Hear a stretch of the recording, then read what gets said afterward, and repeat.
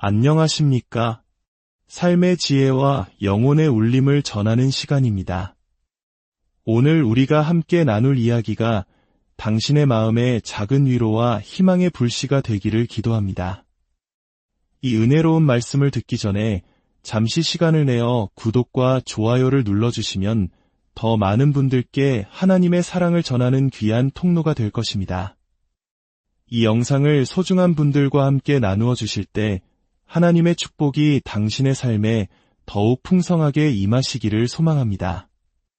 우리는 살아가면서 수많은 폭풍을 만납니다. 때로는 거대한 파도처럼 절망이 밀려오고 때로는 칠흑 같은 어둠 속에서 한 치 앞도 보이지 않을 때가 있습니다. 이런 순간에 기뻐하라는 말을 듣는다면 여러분은 어떤 생각이 드시겠습니까? 아마 공허한 위로나 현실을 모르는 뜬구름 잡는 소리처럼 들릴지도 모릅니다. 하지만 지금으로부터 약 2000년 전 한 사람이 바로 그런 절망의 한복판에서 기쁨을 외쳤습니다. 그의 이름은 사도 바울입니다. 그는 빌립보 교회에 보내는 편지에서 이렇게 선포합니다.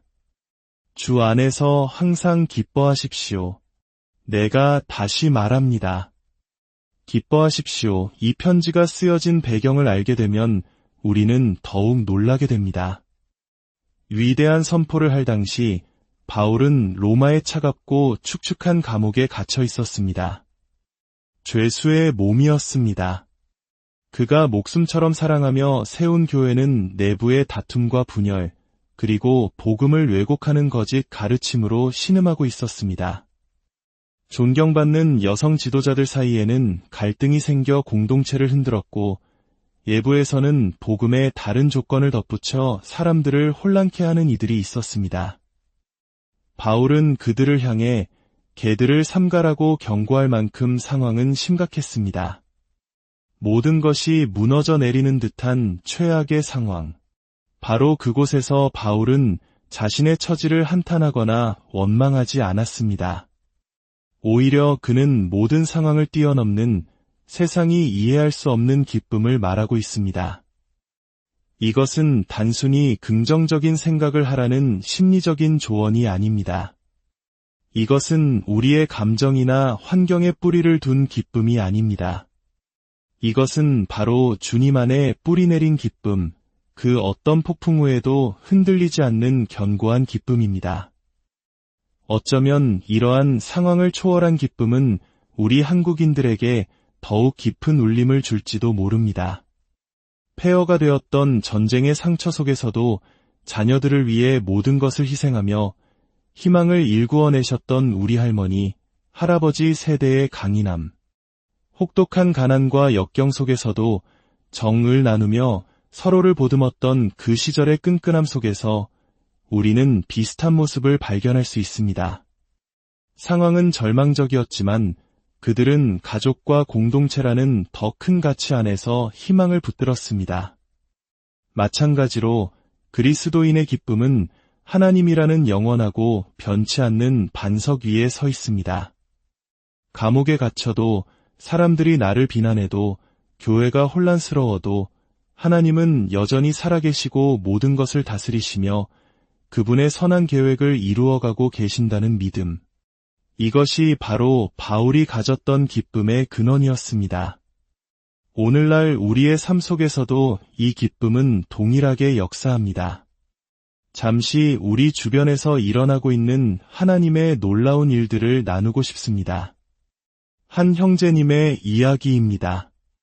그는 오랫동안 어두운 죄의 그늘 아래 있었습니다. 한순간의 잘못된 선택으로 인해 그의 삶은 망가졌고 그는 스스로를 실패자라 여기며 깊은 절망에 빠졌습니다. 심지어 하나님께서 자신을 버렸다고 생각하며 극단적인 생각까지 했습니다. 그는 이렇게 고백했습니다.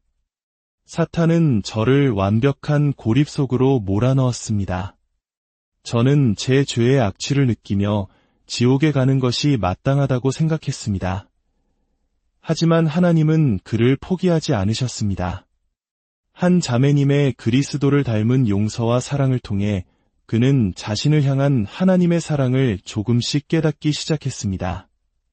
그는 교회의 회복 모임에 참석하며 자신의 상처와 죄를 정직하게 나누었고, 그곳에서 같은 아픔을 가진 지체들의 위로와 기도를 통해 희망의 씨앗을 발견했습니다. 그의 삶을 짓누르던 죄책감과 수치심은 예수 그리스도의 십자가 보혈로 깨끗하게 씻겨나갔고, 그는 이제 이렇게 고백합니다. 예수님께서 저를 무덤에서 건져주셨습니다. 그분의 은혜와 자비 덕분에 저는 이제 영원한 소망을 갖게 되었습니다. 저는 사랑받는 자, 자유로운 자, 구원받은 자, 가치 있는 존재입니다. 세상이 아닌 하나님이 말씀하시는 내가 바로 진짜 나입니다. 또 다른 간증도 있습니다. 한 젊은이는 5년 전 극심한 우울증으로 스스로 생을 마감하려 했습니다. 바로 그 절체절명의 순간 하나님께서 그의 삶에 개입하셨습니다. 그는 이렇게 말합니다. 하나님께서 끔찍한 결정을 내리지 않도록 저를 구해주셨습니다.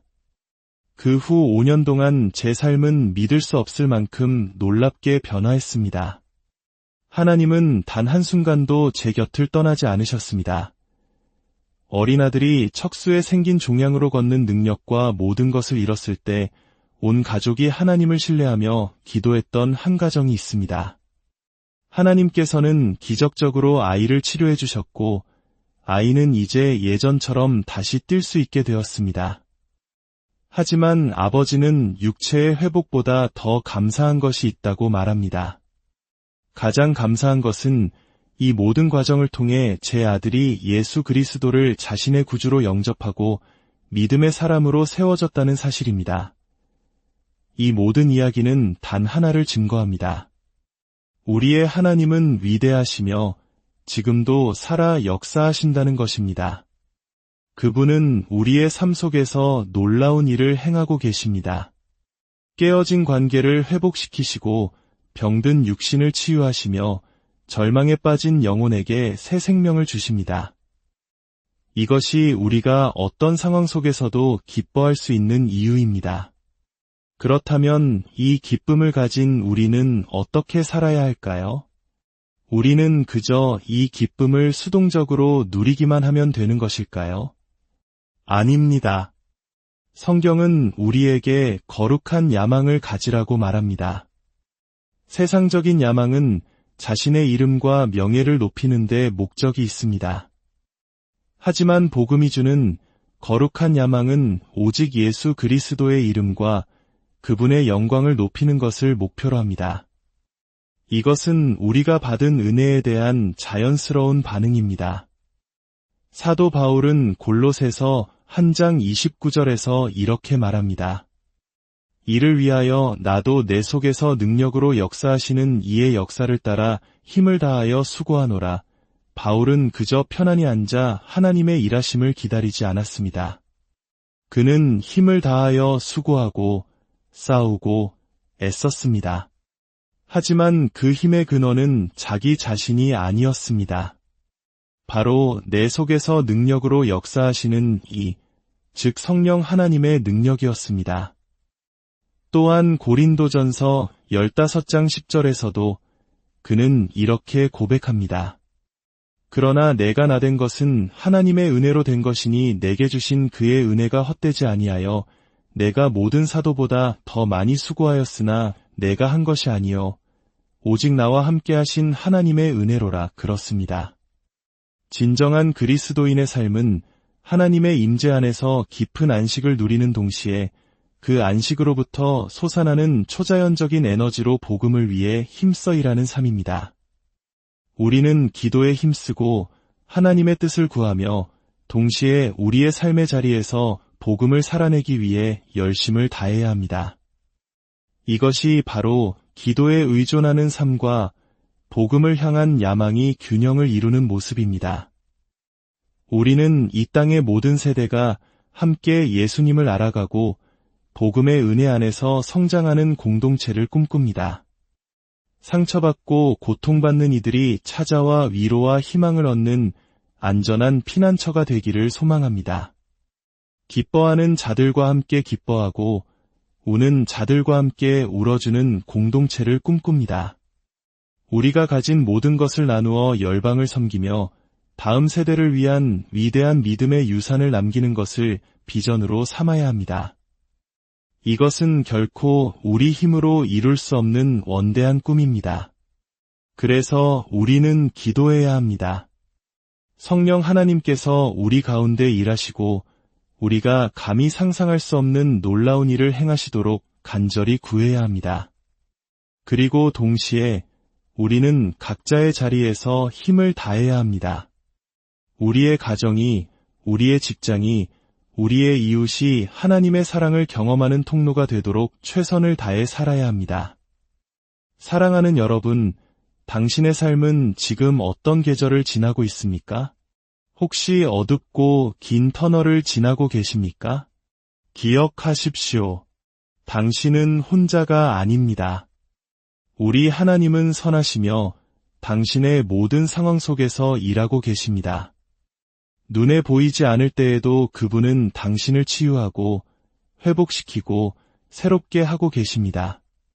모든 좋은 것과 온전한 선물은 위로부터 빛들의 아버지께로부터 내려옵니다.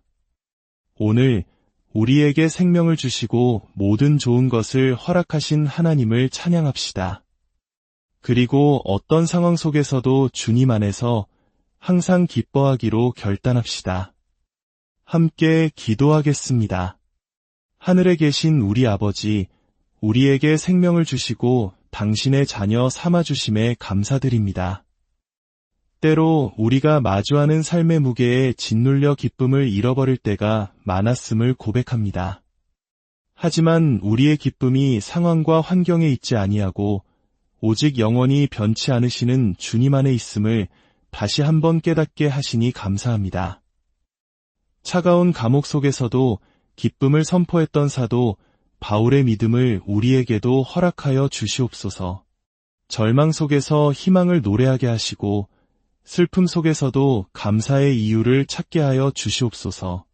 이 시간 저마다의 아픔과 상처를 가지고 주님 앞에 나온 당신의 자녀들을 위로하여 주시옵소서. 그들의 눈물을 닦아주시고 깨어진 마음을 만져주시며 오직 주님만이 주실 수 있는 하늘의 평안과 기쁨으로 채워주시옵소서. 우리 각자가 거룩한 야망을 품고 성령의 능력을 의지하여 힘써 복음을 위해 살아가게 하옵소서. 이 모든 말씀 우리를 죄에서 구원하신 예수 그리스도의 이름으로 기도드립니다.